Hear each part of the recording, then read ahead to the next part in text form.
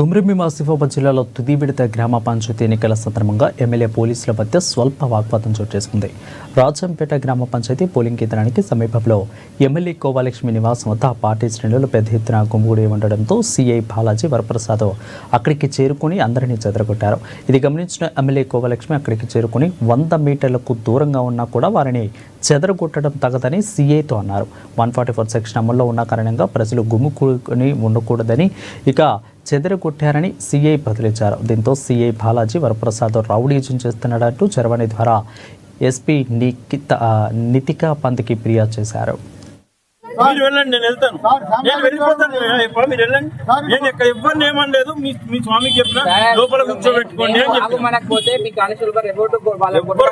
ఎవ్వరు కొట్టరు, అందరికీ తెలుసు, అందరికీ అందరినీ క్లియర్ చేస్తాను.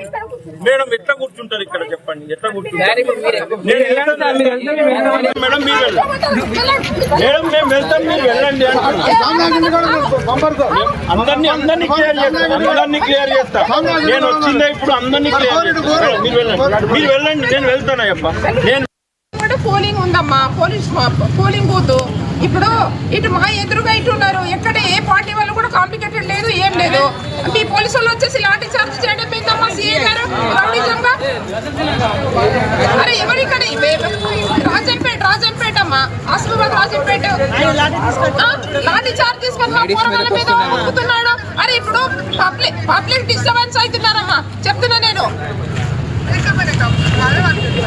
అరే కాదమ్మా, అందరు ఎవరు ఏం చేస్తలేరు, మంచిగా ఉన్నారు వాళ్ళు. ఇప్పుడు